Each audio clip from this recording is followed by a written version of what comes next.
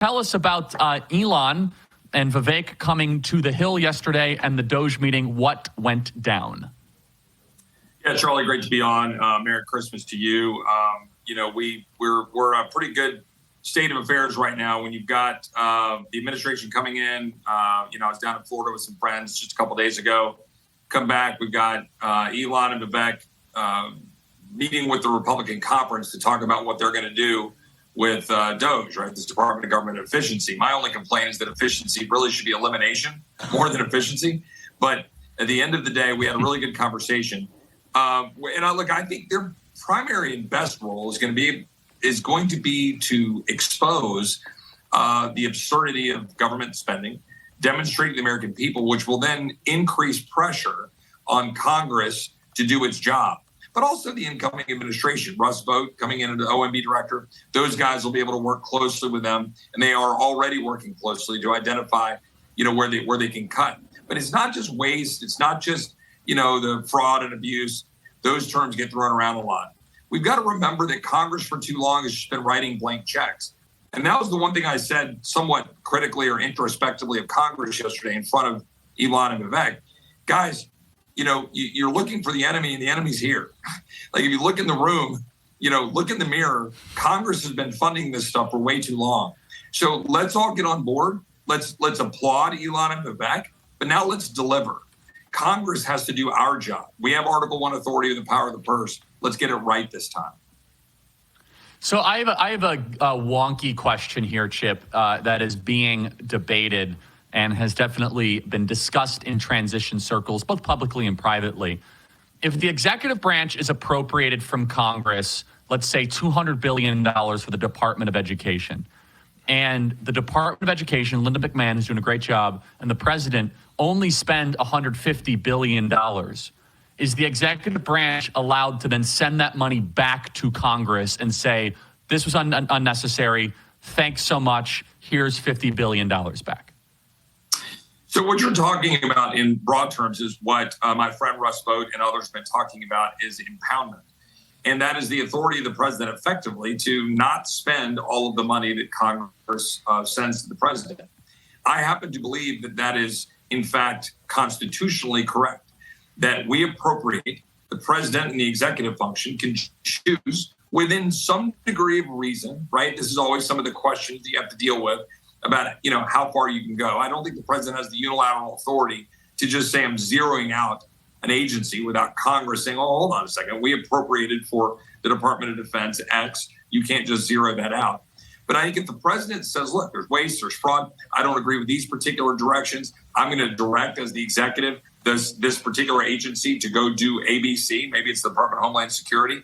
But yeah, I don't think we need to spend all this money on these ridiculous programs, DEI and other stuff. I'm saving some money. I think there's a lot of room there for the president to do that under the Constitution. The impoundment, the Budget Control Act included an impoundment language that tried to restrict the president from being able to spend less. I think that was unconstitutional. I think that is constraining the president. And I'm an Article 1 guy. I think Congress does have to flex its muscle. But in this case, the president is the one who executes.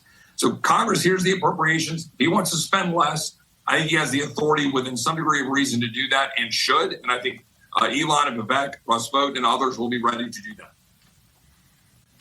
Yeah, I hope everyone understands this is very important, that if we have a budget fight in Congress that we lose, which we're going to win some and lose some, you know this, Chip, and then all of a sudden the executive branch says, but hey, we have Doge, we have Vivek, we have Elon, and we're able to just be, we're only going to spend 80% of what Congress sends us, and we're able to prove it.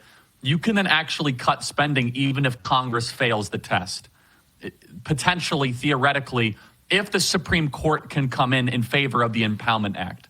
Is that fair, Chip? Yeah, that is fair. I think that is correct. And my friend Andrew Clyde from Georgia has legislation to actually cut out that language that we believe is constitutionally problematic. And I support that bill. I'm not sure the bill's necessary, right? I think the president can act under the Constitution. It would be litigated. And I think the Supreme Court, again, within reason, would fall in behind the president's authority to do that and pretty aggressively be able to do that. You just can't fundamentally rewrite it all and just zero it out.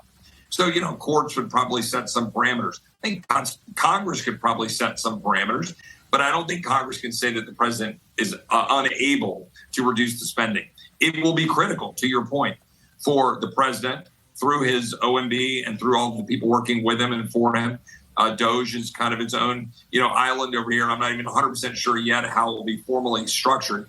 But however that plays out, the president is going to be very important to shrinking the bureaucracy, shrinking the weaponized government, undoing the damage of the bloated government.